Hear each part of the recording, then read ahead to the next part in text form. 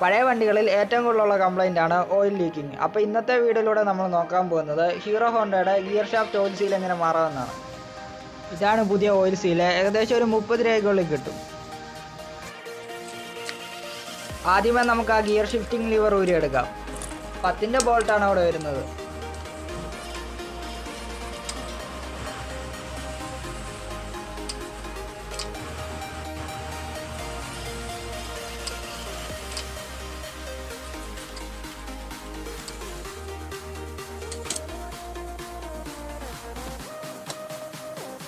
ഇനി നമുക്ക് മാഗ്നറ്റ് കവറും സ്പ്രോക്കറ്റ് കവറും കൂടി ഊരിയെടുക്കണം. സ്പ്രോക്കറ്റ് കവർ 2 ബോൾട്ടും മാഗ്നറ്റ് കവർ 3 ബോൾട്ടുമാണ് വരുന്നത്. മാഗ്നറ്റ് കവറിലെ 3 ബോൾട്ടും 3 ലെൻറ്റിനാണ് വരുന്നത്. അപ്പോൾ തിരിച്ച് ഫിറ്റ് ചെയ്യുമ്പോൾ അത് ശ്രദ്ധിക്കണം.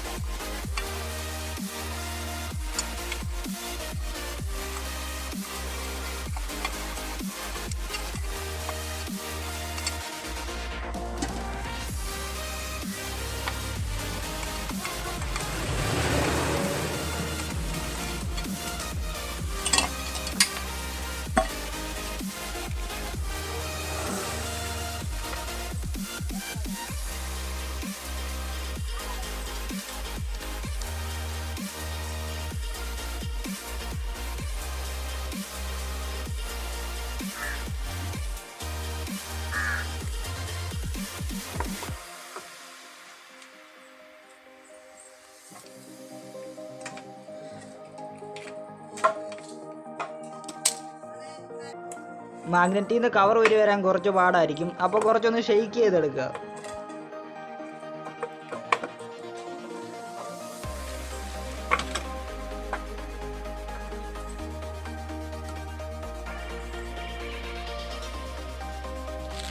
ഇതാണ് മാഗ്നറ്റും കോയിലും. അതിൻ്റെ ഇടയ്ക്കായിട്ട് കാണുന്നതാണ് ന്യൂട്രൽ സ്വിച്ചിൻ്റെ കണക്ഷൻ. ഇനി നമുക്ക് ആ പഴയ ഓയിൽ സീൽ റിമൂവ് ചെയ്ത് കളയാം. അതിനായിട്ടൊരു മൈനസിൻ്റെ സ്ക്രൂ ഡ്രൈവർ വെച്ച് സൈഡിൽ നിന്ന് പുറത്തോട്ട് തള്ളി കൊടുക്കാം. അധികം ഡാമേജ് ഇല്ലാത്ത ഓയിൽ സീലാണെങ്കിൽ ഈ ഒരു മെത്തേഡിലൂടെ പെട്ടെന്ന് ഊരിയെടുക്കാം. ഒരുപാട് വർഷം പഴക്കമുള്ള ഓയിൽ സീലാണെങ്കിൽ ഊരിയെടുക്കാൻ വളരെ പ്രയാസമായിരിക്കും. കാരണം പഴക്കം കൊണ്ട് ആ ഓയിൽ സീലെല്ലാം ദ്രവിച്ചു പോയിരിക്കും.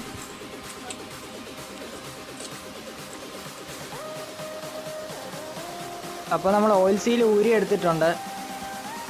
ഓയിൽ സീൽ മേടിക്കുമ്പോൾ കമ്പനിയുടെ തന്നെ മേടിക്കുക. അല്ലെങ്കിൽ ക്വാളിറ്റി കുറഞ്ഞ റബ്ബർ ആണെങ്കിൽ കുറച്ച് ആളുകൾ കൊണ്ട് തന്നെ അത് വീണ്ടും ഡാമേജ് ആവും.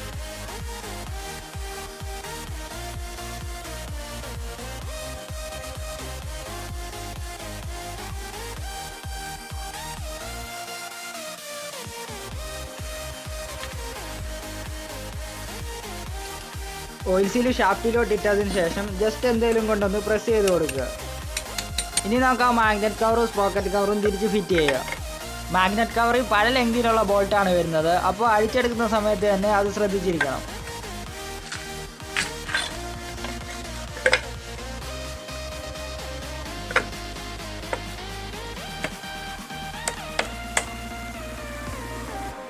അടുത്തതായിട്ട് ആ ന്യൂട്രൽ സ്വിച്ചിൻ്റെ വയറും കൂടെ കണക്ട് ചെയ്യുക.